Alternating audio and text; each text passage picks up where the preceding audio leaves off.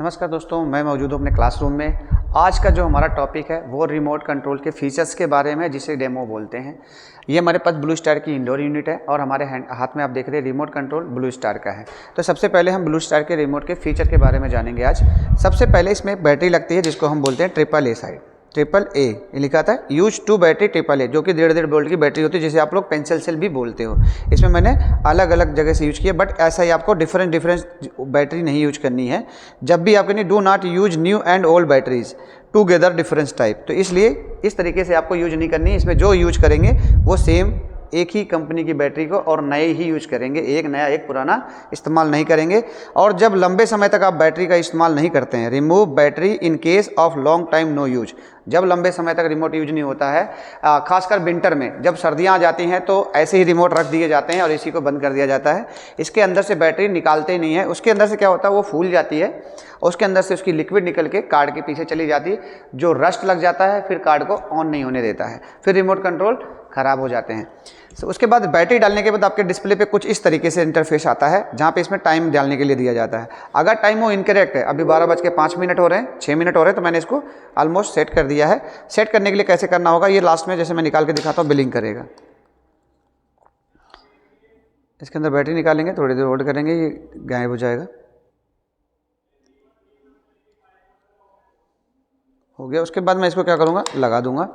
लगाने के बाद यहाँ पे टाइम आ रहा है, इसमें टाइम सेट करने के लिए बोला था। 12:06 हो रहा है, तो मैं इसको क्या करता हूँ, टाइम सेट करता हूँ। इससे लिखा आवर्स, इधर से लिखा हुआ मिनट, तो सबसे पहले मैं प्रेस करूँगा सेट करने के लिए। आवर्स मेरा सही है तो मैं इसको मिनट्स पे ले जाता हूँ और इसको 6 मिनट या 7 मिनट पे करके सेट दबा देता हूँ। तो अभी जो घड़ी है मेरी वो ऑलमोस्ट इसके साथ सेट हो गई है। अब इसको हम ऑन करेंगे। जब ऑन करेंगे तो मेरी पूरे पे यहाँ पे डिस्प्ले पे नंबर्स आ जाएंगे। तो जैसे मैं ऑन करता हूँ, एसी को कमांड देता हूँ, 24 डिग्री टेम्परेचर पे ऑन हो गया है। उसके बाद आप इसमें फीचर्स की बात करते हैं। सबसे पहले जब आप स्टार्ट करते हैं तो कूल मोड पे ही स्टार्ट होता है एसी। कूल मोड मतलब ये सिंबल आप देख रहे हैं कूल मोड का है, और डिस्प्ले पे देखेंगे तो यहाँ ये ब्लिंक कर रहा है। ये ब्लिंक इसलिए कर रहा है क्योंकि अभी ये कंप्रेसर को सप्लाई नहीं दिया है। जैसे ही कंप्रेसर को सप्लाई जाएगी ये स्टेबल हो जाएगा। तो 24 पे सेट हो गया। ये कूल मोड जो है मैनुअल मोड होता है, जो कि आप गर्मियों के टाइम पे चलाते हैं। गर्मियों के टाइम पे चलाने के लिए आपको कूल मोड का ऑप्शन चाहिए। उसके बाद मोड के बटन से आप इसका मोड सिलेक्शन कर सकते हैं सीजन वाइज। नेक्स्ट मोड जैसे मैं प्रेस करता हूँ तो इसमें एक मोड बन के आ जाता है, फैन मोड। जैसे ही फैन मोड आता है, फैन मोड पे ये टेम्परेचर का बटन, जो डिस्प्ले पे टेम्परेचर आ रहा था, वो यहाँ पे गायब हो चुका है, लेकिन आपके इंडोर यूनिट के डिस्प्ले पे टेम्परेचर दिखा रहा है। ये क्या दिखाता है, रूम का टेम्परेचर दिखाता है कि रूम में क्या टेम्परेचर है। अगर रूम में टेम्परेचर कम होता जाएगा तो यहाँ कम होता जाएगा, अगर रूम में टेम्परेचर बढ़ेगा तो यहाँ बढ़ेगा, बट रिमोट में आपके कुछ भी नहीं दिखाता है। अब आता है नेक्स्ट अगले फीचर पे। इसमें फ़ैन स्पीड आप यूज कर सकते हैं और कस्टमर को ये भी एक्सप्लेन कर सकते हैं कि आप सीलिंग फ़ैन की जगह इस रिमोट से आप फैन मोड को चलाए। कस्टमर पूछेगा कि मैं सीलिंग फैन क्यों ना चला के एसी का फ़ैन क्यों चलाऊं। आप उससे बोलिए कि इसके अंदर लगा होता है ब्लोअर, जो कि बेलनकार होता है, और ये हवा में रूम को सर्कुलेट करता है और साथ साथ हवा को वापस यहाँ से खींच के निकालता है। तो कुछ रूम में जो कण है, धूल मिट्टी के कण, वो इस पर छन जाएंगे और एक तरीके से एयर भी आपके रूम के अंदर प्योर हो जाएगा। और ये अब तब उसको बताओगे जब उसे हल्की फुल्की लाइट हवा चाहिए। ऐसा नहीं कि आपको बताना है कि अभी सीसी का इस्तेमाल करें, सीलिंग फैन हटा दे, उस पर्पज़ से नहीं बताना। आपको इस पर्पज़ से बताना, जैसे सर्दियाँ आ गई हैं, ठंड की ज़रूरत नहीं है इतना ज़्यादा, तो उसमें ये आप इस्तेमाल कर सकते हैं। नेक्स्ट मोड पे आप चलते हैं। इसमें आप फैन की स्पीड से यहाँ से चेंज कर सकते हैं, लो मीडियम हाई, इसमें आपका चेंज हो जाएगा। उसके बाद जस्ट नेक्स्ट प्रेस करते हैं मोड का बटन, तो मेरे में आ जाता है ड्राई मोड। इस डिस्प्ले पे आपके पास ड्राई मोड का ऑप्शन आ गया, वहाँ पे 24 टेम्परेचर का सिंबल्स आ गया। और ये सिंबल्स में क्या करना, इस सीजन को चलाते हैं जब आपका रेनी सीजन होता है, बाहर के दौरान बारिश हो रही हो या बारिश का सीज़न चल रहा हो, तब आपको इस समय इस्तेमाल करना है। इसमें टेम्परेचर आप कम ज़्यादा कर सकते हैं और ये डिफरेंट कंपनियों में अलग अलग मशीनों में फीचर्स डाले जाते हैं। किसी में फिक्स कर दिया जाता है और किसी में चेंजेस आप कर सकते हैं। एंड फैन स्पीड जो होगा इसका ऑटो पे सेट होगा। अगर मैं इसको चेंज करना चाहूँगा, यहाँ से चेंज नहीं हो रहा है, इसका फ़ैन स्पीड ऑटो पे सेट हो जाता है अकॉर्डिंग टू टेम्परेचर या ह्यूमिडिटी के अकॉर्डिंग। इसमें ये फ़ैन स्पीड अपने आप से कम और ज़्यादा एडजस्ट कर लेता है। नेक्स्ट मोड पे चलते हैं हम इसी के साथ। तो ये होता है हीट मोड का ऑप्शन, जिसमें एक सन की तरह बना होता है, और ये एसी में अगर हीट मोड है, जिस एसी में ये हीट मोड होगा उसमें ये काम करेगा जिसमें हीट मोड यानी रिवर्स वाल्व नहीं लगा होगा, जो सर्दियों में हीटिंग का काम करता है, अगर वो नहीं लगा होगा तो ये बाय डिफ़ॉल्ट कूल मोड पे ही स्टार्ट होगा। देन नेक्स्ट ऑप्शन पे आप चलते हैं। नेक्स्ट बटन प्रेस करता हूँ तो ये ऑटो मोड आ जाता है। ऑटो मोड पे भी टेम्परेचर डिस्प्ले से गायब हो चुका, लेकिन वहाँ पे दिखा रहा है, और फैन स्पीड ऑटो है।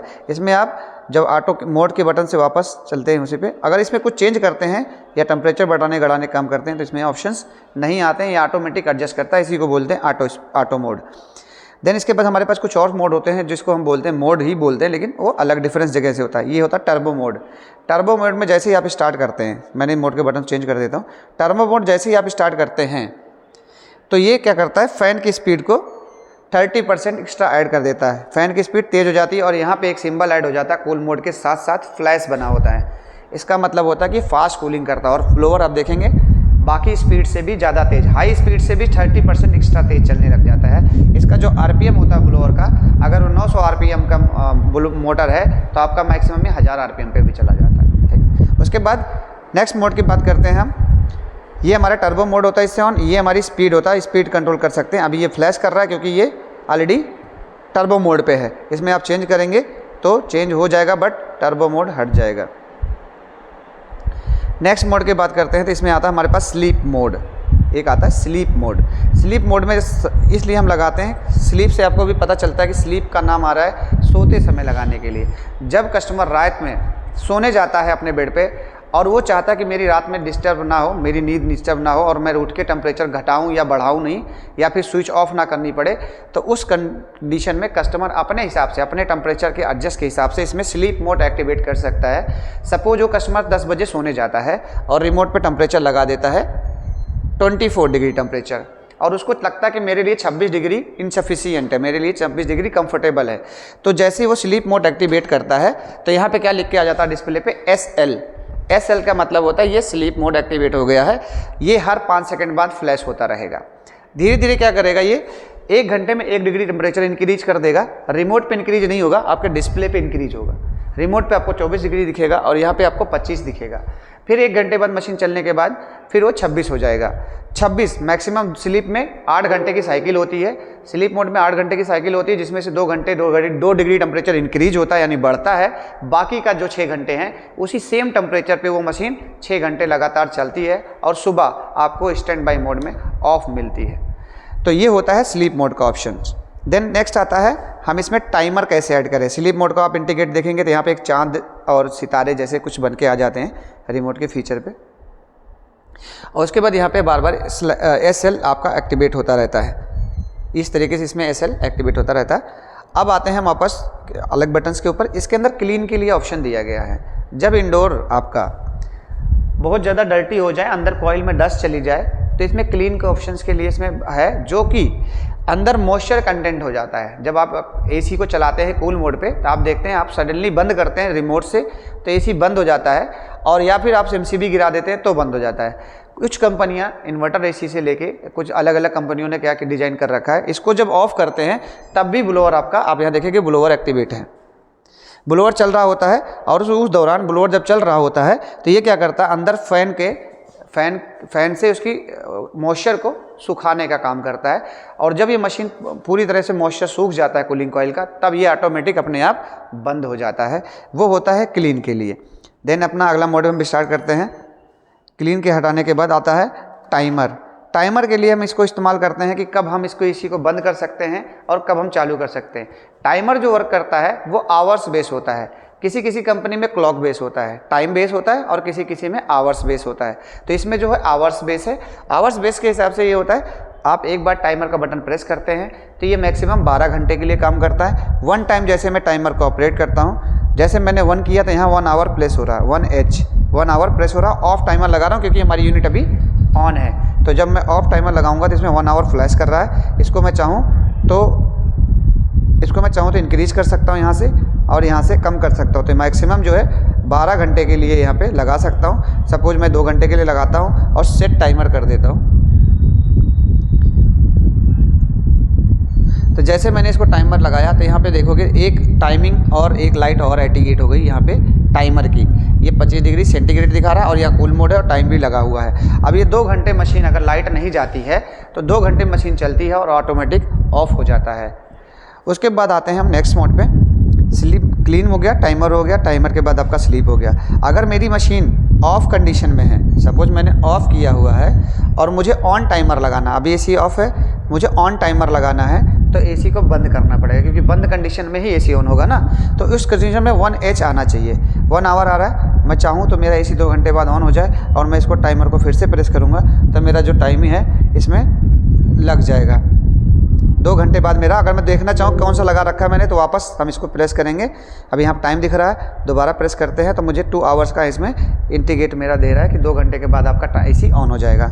उसके बाद इस कंडीशन के बाद अगले मोड पे आते हैं। यहाँ से मैंने आपको स्टार्टिंग में बता दिया था कि ये हम टाइम को सेट करने के लिए, आवर्स और मिनट के लिए है, ये टाइम को सेट करने के लिए है, ये डिस्प्ले के लिए होता है। जैसे सपोज कस्टमर को तो कस्टमर का अगर का बेड का लोकेशन अगर उसके अपोजिट में एसी लगा होता है, अगर बेड का लोकेशन यानी मेरा सिराना इस तरफ है और सामने एसी लगा होता है, तो कई बार मेरी आंखों में ये लाइट चुभती है, ये लाइट डिस्टर्ब करती है सोने में। तो उस कंडीशन के लिए कंपनियों ने क्या कर रखा है, इसको फीचर को हाइड करने के लिए दिया हुआ है। अगर मैं डिस्प्ले का बटन दबाता हूँ तो ये लाइट हाइड हो जाती है, बट एसी अंदर से रन हो रहा है, पीछे से एसी चल रहे हैं बट डिस्प्ले हाइड हो गया, ये छोटी सी लाइट आपकी दिखाती रहेगी। उसके बाद इस फीचर के अलावा मैं एक चीज़ और इसमें ऐड करना चाहूँगा। जो आप टर्बो मोड ऐड करते हैं वो मोस्टली क्या होता है, कूल मोड पे ही एक्टिवेट होता है। टर्बो मोड सिर्फ कूल मोड पे भी एक्टिवेट होता है। तो ये होता है पूरी तरीके से रिमोट का फीचर डेमो।